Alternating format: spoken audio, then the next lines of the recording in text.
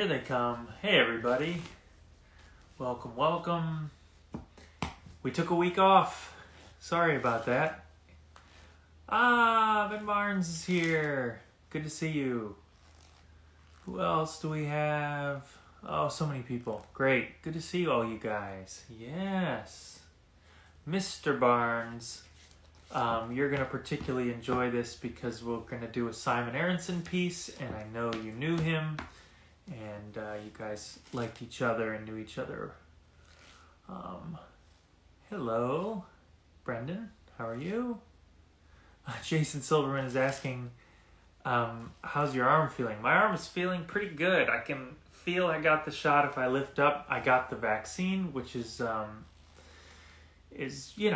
super exciting. I want to make clear I didn't jump any line or get any priority treatment. I was in the right place at the right time, and there was a cancellation for an appointment, and a vaccine was going to go to waste, and instead went right there. So I hope you guys will get vaccinated as soon as you're allowed and able to. Aloha from Hawaii, that's nice. Good to see you. Hello from the Netherlands, nice to see you. While we're waiting, and then we'll jump in, I'll just sort of tell you a few things that are new and exciting here on this end.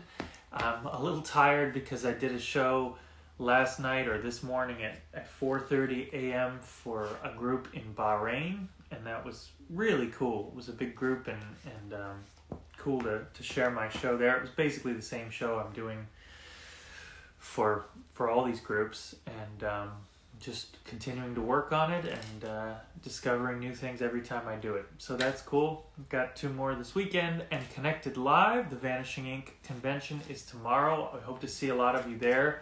I'm excited to see what a lot of these people have to say about virtual shows. I know that everybody has their own approach, and I have, opinions, but they're not strong opinions because I'm still figuring this out. So that's been fun, and this will be really great. So if you're around tomorrow, it's an all-day thing, and I hope you'll check it out. A little review of what we're doing today. I'm going to perform, but not explain, one of the best hidden Simon Aronson tricks that he's ever come up with, I believe. And I was there as he came up with this, and I think you're going to like it, and you can go discover it for yourself for the method. And then I'm going to teach an overhand false shuffle that I call the chili shuffle, and it's my go-to false shuffle. It's the one that I use all the time, and I hope it's of use to you. So yeah, that's what's going on here. Next week I'm going to LA to film Masters of Illusion Season 8, so I'm working on 3 pieces for that. What I can tell you is that I am going to do Cylinder and Coins. My version, I've been working on this baby all through the pandemic. I mean, I've been doing my version of it for 10 years, but I have, some new work on it and a couple of insights, so you'll be seeing that on TV. And I've come up with a new trick around an art heist that I'm excited around. So it's an art heist card trick. You'll see that.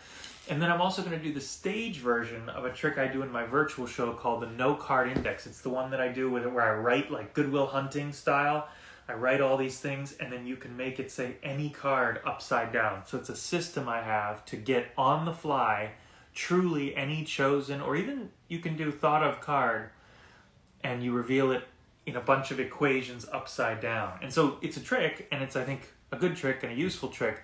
But for magicians, and particularly for memdeck users, what's great about it is you don't memorize a phrase that when turned upside down says 3 of diamonds or one thing. You can use it to get truly any card in a deck instantly. And it's a system, so there's nothing to remember. So at some point I'll put that out or tell you guys about it. But for now, we will jump in. We got 1 more minute until we can start this trick.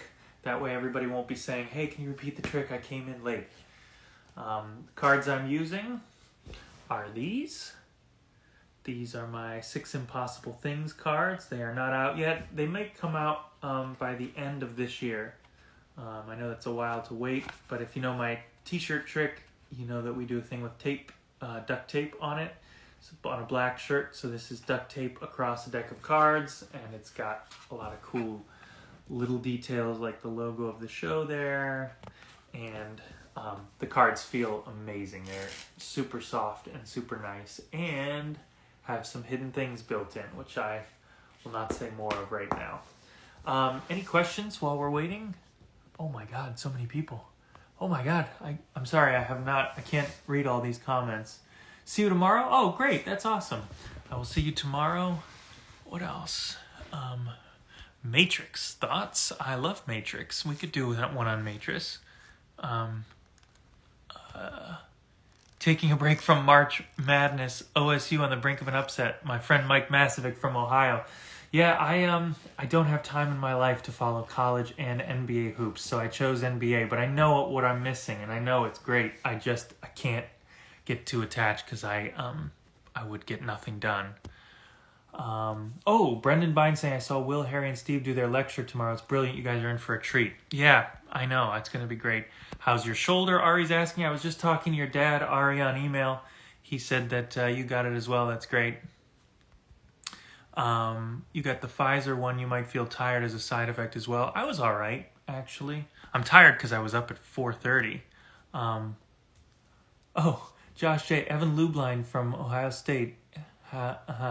Big fan. That's sweet. I haven't seen you in years. I hope you're well. All right, let's jump in.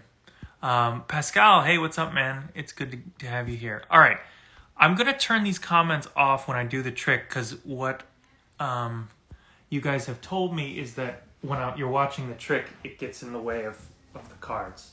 So, all right, here we go.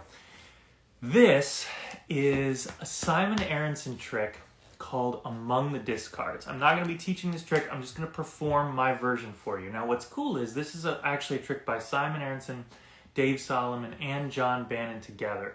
And it's based on a trick by Wesley James. The plot is like the Wesley James trick, but the method has nothing to do with the Wesley James trick. And what's interesting about this trick that I'll have you watch for that I think is so incredibly smart is how streamlined it is. And I've added very little except that I remember when I showed Simon the trick when it was unpublished and we were sort of brainstorming on it, I had some very strong ideas about, strong feelings about the presentation. And I think the presentation has to clarify the effect because the effect's not so clear if it's not made clear with the presentation, and because it's a sandwich effect. The other thing to watch for that I hope you'll look, because it's not in the description, is everything has a purpose. Where I put the cards, where I put the aces, where I put the deck, so that there's never any weird crossing over. There's never setting down to pick up again and set down. I don't like that kind of thing in my work. All right, so with that said, here we go. Magicians have a huge advantage over us when they show us card tricks because they don't tell us what's coming, they don't tell us where to watch, they don't tell us when to watch. So I'm going to give you 3 advantages that magicians never give you. The first one is I'll tell you exactly what's happening before it happens. An ace that you choose is going to go between these 2 red kings. That's what's going to happen. An ace that you choose goes between the red kings. Now you know what's going to happen in advance. The second advantage I'm going to give you is a totally free choice of any ace. So please, touch an ace. And truly, they can touch anyone. Let's say they touch this one. The ace of spades. Now, even though I know you touched the ace of spades, that ace of spades is not between those 2 red kings. At least, not yet. And here's the idea. I'll place the kings low in the deck and somewhat high in the deck, but with easily 20, 25 cards between them. And even at this late moment in the trick, you'll notice your ace of spades is not between the 2 red kings. Now I'm going to place that ace as close as I can to basically dead center, like about right there. And now, I told you what to watch for. I told you when to watch for it. The only thing that I didn't tell you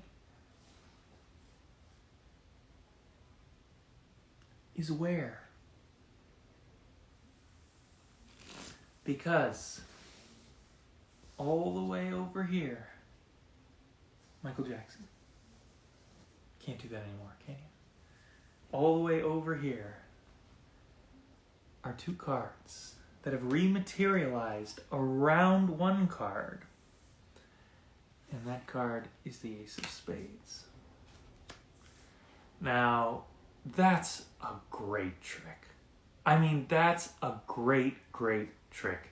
And it's not a great trick that happens to be easy to do, although it is relatively easy to do. It's just an extremely smart construction. It's surprising, but in an expected way, and I just think it's really, really good. So let's turn commenting back on and see what you guys are saying. And then after this, we're going to chat for just a minute, and then I'll show you my favorite false card. Best false shuffle, that I know. Yeah, let's see. Any comments on this trick? Elias is saying, awesome, good. Grabbing my copy of Art Deco to learn this right now. Yeah, I think it's in Art Deco. Oh, thanks, Nancy. Perfectly done, she says. Loved it. Amazing. I remember you did this for us after 6 Impossible Things, and I couldn't stop thinking. Yeah, it's a great trick. I like the script that you created for it. Yeah, that's not much of a script. I think a big misnomer is people always think that you have to have some fanciful presentation about life and the world, and you don't. That's a trick where the script is clarifying the effect. Eugene Berger would have said this is a narration of the plot, but sometimes narration of the plot is good and it's needed. Benjamin Barnes saying, so simple and so strong, isn't it? It's just such a great trick. John Bannon showed me an interesting version. I think you follow what's happening. I'm not going to explain it here, but he does something with the cards that are pushed in the deck. He controls them, and I think it's a really interesting notion. At the end of the day, though, you can reproduce the other aces if you want, but I just think it's so strong to end right there. I just think that it's, really, really better to end right there. Will you upload the live from today? Always. I always will. I'm putting these online so you guys can watch them. I hope you'll check out the older ones because, I'm basically testing out new lecture material. I'm testing out talking about new things for articles I'm writing. And so, yeah, I want you guys to see it. It would be great to have a next phase with other kind of surprise. Maybe, but, I really just feel like this one doesn't need any more phases. It should end there. But you know what? Show me a great phase and I might be convinced otherwise. For sure, that can be a challenge. Right. So I'm going to show you, we'll be probably a little bit short this week. Let me show you what I wanted to show you, which is a false shuffle that you can use. Kind of like Max Maven's Pocket Nightmare where the misdirection is the killer. Yeah, I suppose. That's a great trick too. And Oil and Water would be great to see, similar to the Triumph. Oh man, we could do 2 hours on Oil and Water. I have many versions that I do. The one that I think is the most popular among magicians that I do are the 3 phases that I put together from Talk About Tricks. You want me to do it now? I could just do that for you if you want. So you could see it. Let me do it for you. I hope I remember. God.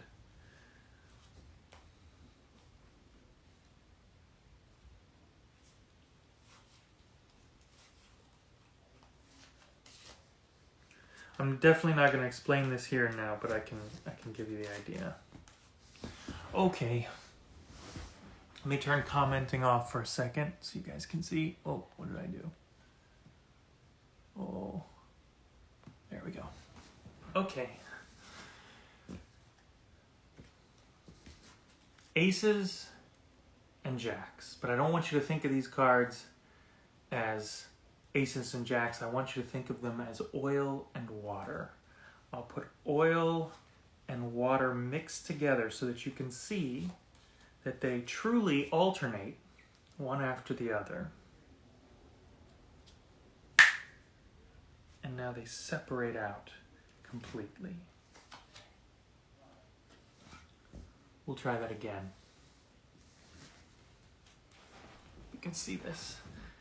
Jacks between aces, aces between jacks, oil between water. Of course, now you're thinking, They must already be done. I don't know what he did, but he already did it. But it's not true. These cards really do alternate. Aces and jacks, oil and water. Until they don't. And they separate out completely. We'll try it one last time.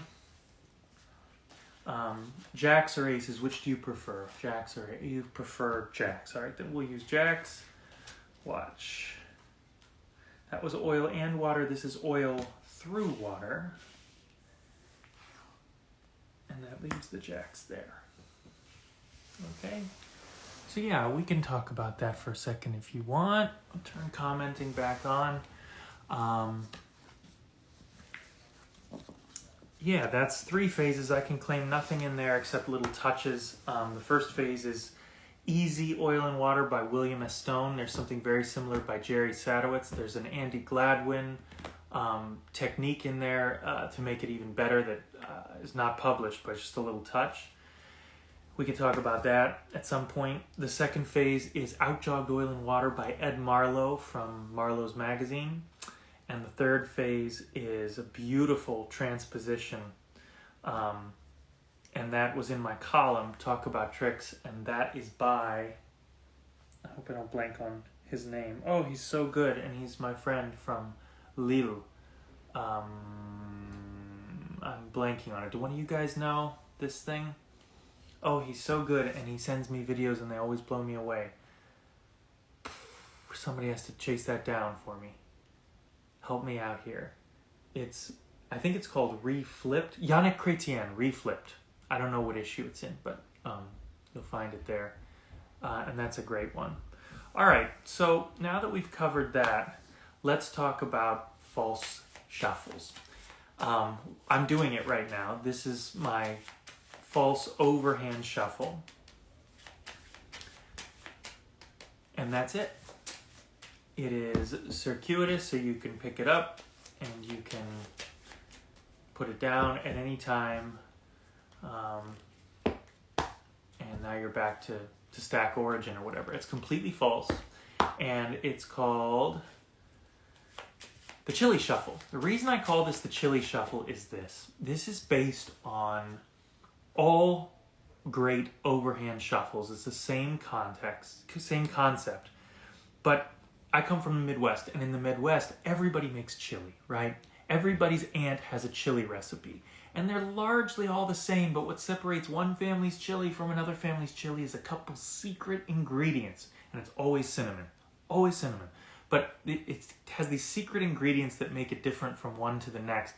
And so I call this the Chili Shuffle because I've seen a lot of magicians do it, but many magicians do it studied, many do it with a break in the back, many do it off like this. Almost all of them do it face down. A key part of mine is that it's done face up, with this card changing all the time. And I don't look down, I'm looking up when I do it. And I'll teach it to you because it's the Chili Shuffle. It's my sort of take on this standard idea. And here it is in the simplest way that I can explain it to you. It simulates, it's a shuffle, but it's really just cutting the deck. So you need one short card. And this is the short card I use in all my memorized deck work. And so basically, here's what we know. We know that this is false, right? This is a cut, that does nothing. And this is a cut, and that does nothing. And this is a cut. Looks kind of like a shuffle, but it's one chop of a cut, and that does nothing except cut the cards. Whenever you want, you can riffle down to your short card, and you're back in stack origin. So if I do this, I've just cut the deck, even though it looks like the first chop of a shuffle. So what we are going to do is we are going to do a succession of chops that is just cutting the deck. But there's a lot more to it than that, and this is cool. So I take a very small portion, because if you could really do it, let's think about this. If you could really do it, you would take a very small chop of cards, like about 10 cards or so, and you would shuffle on top, and you would shuffle more cards, so that now this packet's getting larger, and this one is getting smaller, right? And by the end, you just have a couple single cards or cards like that. So if we were to simulate this action with a false shuffle, I would take a small chop, and I would complete the cut. But at the same time I complete the cut, I will take a larger chop. So that one's growing and this one is shrinking just like the real thing. And when I put it back, I will take an even bigger one and a smaller one here. And for the last couple, I'll just take a couple single cards and throw them on top. And in that way, you have a false shuffle overhand that has no breaks, no jogs. It looks great face down. It looks even better face up, same thing. You take that small chop, and here's the part that fries. It looks good from front and back, and it even looks good from the side. Because think about this, if you were really false shuffling while you were performing, if you were doing a real shuffle, you would be at the worst angle, which is these sides of the deck would be facing the audience. That's the one you can't do if you've got breaks and jogs. So you see people doing this, right?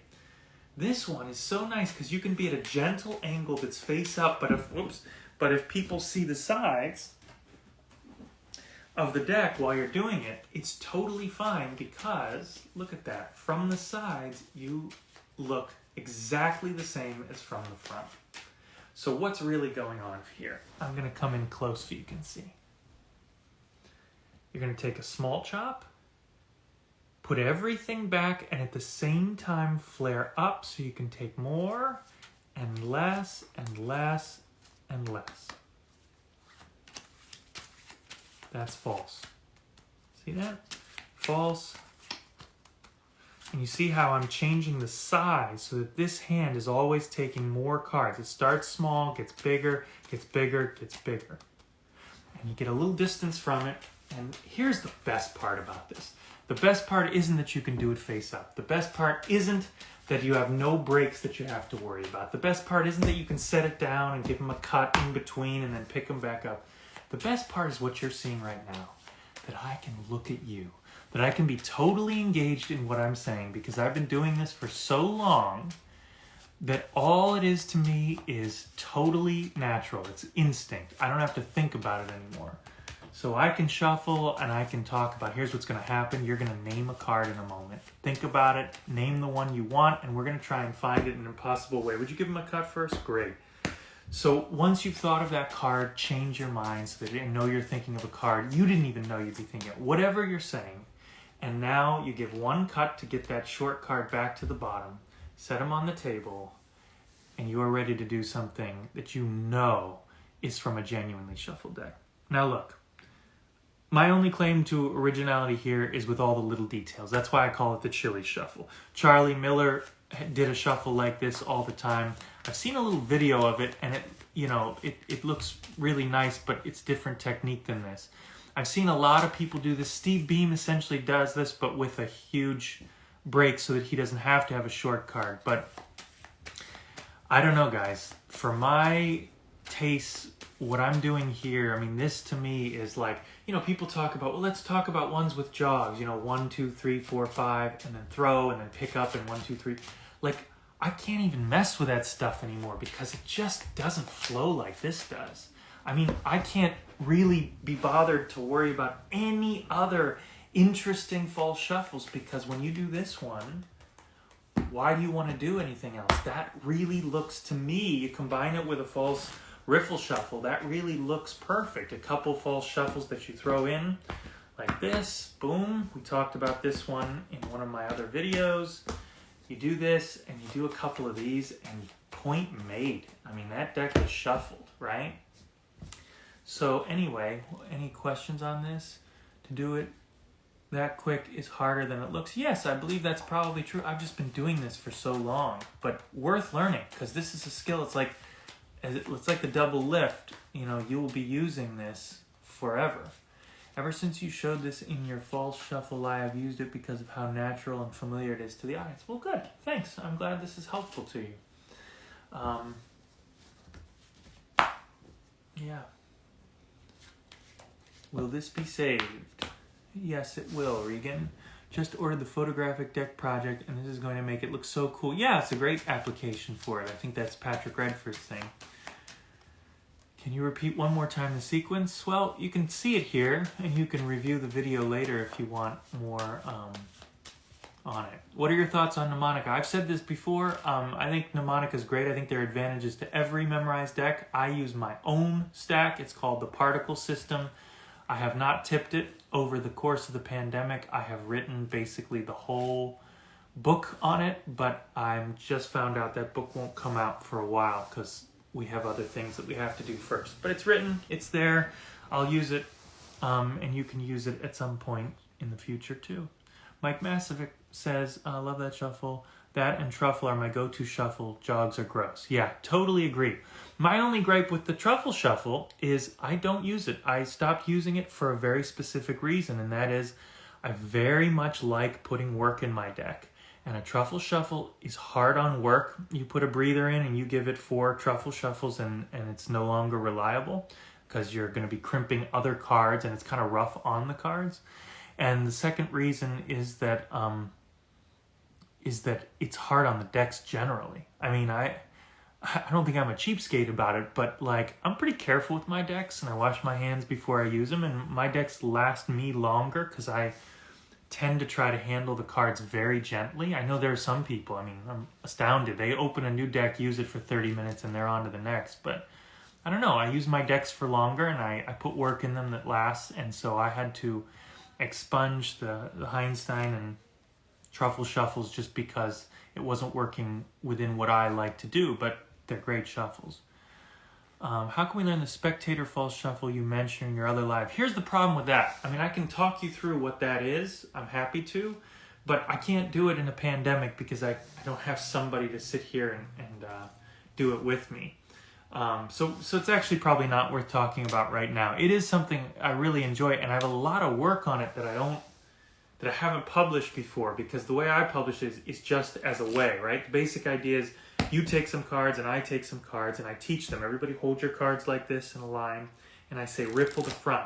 Now if you think about it, you're doing half of a riffle shuffle, right? You normally shuffle like this, but now you're doing half and I'm doing half, so neither one of us can control the way the cards will end up.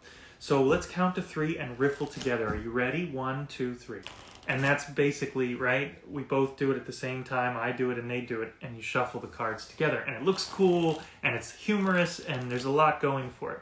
But I've never talked about all the things you can do with it. For example, you can control what cards are on the bottom and the top of a spectator shuffle deck, because you simply start riffling first, you come at them with that open, and you simply hold back the last card or cards, and now you've controlled what's on top and bottom. If you do it, right, so if they shuffle in, you end up in this condition, right? So we just riffled, now we're there. And now you can say, great, and we're going to do this with somebody else, so let's get you to also do that as well, and you're going to riffle, and now I've just undone their shuffle, so it can be false. So there's a lot to talk about there, but I really need another person. How many chops do you usually do? Between 4 and 6. Can we look at your close-up case? I don't even travel with it in the pandemic because, you know, I'm not doing those tricks right now. Do you know the mechanism behind hypnomagic? What? What's your favorite coin trick or your most performed? Right now, it's this little sequence I put together with a ring and 3 coins with my triad coins, and I'm loving it because it's so, I mean, it's nothing, it's not hardcore coin magic, but I will tell you, since David Roth passed away, I am revisiting a lot of his work. I just had one of his props that I always wanted to try made for me, and yeah, my little way of remembering David is to resurrect some of that material, some of the lesser stuff that people forget he did. Okay. Your favorite go-to streamline controls. We could do one on controls someday. Your hands are very beautiful. That's nice. Thank you. Do you do any Out of This World effect? You know, I do, but I don't have killer work on Out of This World. I do like a hodgepodge of different things. When I do it, it's a shuffle deck, and I will Leonard Green separate it, and of course of memorizing the cards. I'll say, see if you can memorize the cards, and I'll go through and I'll separate it out like that, and then I will have them deal, and you know, I know there are more nuanced versions, but I don't go in for anything that's more complicated than deal red here and black here. That's it. I don't think it should ever be more complicated. I don't do 20 card versions. I do the whole deck just like that. What work do you typically have in a deck? Sounds like a breather and short card. Yeah, and other things. But we'll save that for another day. You have 4,000 points, Ollie? Jesus, how'd you do that? You probably got a tattoo. I believe you mentioned that you were thinking about publishing your memdeck work. Am I right? Yeah, I've written it, and I hope it will come out, but it won't come out for a while. But believe me, I have been working on it very, very hard. Okay, last question. Tiger Luke says, hey Josh, great to see you. Any ideas for keeping up skills while in a cast? That's a good question. I had a big hand injury. Still have a big scar going down my arm from a boating accident. I had a deck of cards in my hand all the time when I was doing physical therapy. And when I started, I couldn't even move my pinky to my thumb. It was like that. And then truly, a month later, it was like that. And 4 months later, it was like that. And it was such a breakthrough to be able to touch my pinky to my thumb. And it's come back entirely. So just keep it up. All right. Well, listen, I am pleased to have taught you those two things. This is what I wanted to teach you today. I mean, it may seem like kind of a short live, but man, if you guys take this from it, you're going to have something with you for the rest of your lives. I mean, I can't overstate how helpful that false shuffle is. And then I like to throw the cards in the air.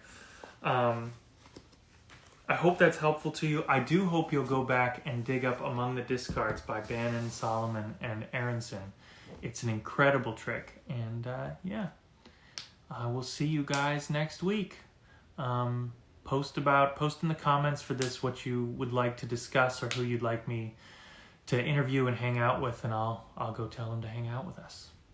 All right, take care, everybody. Bye.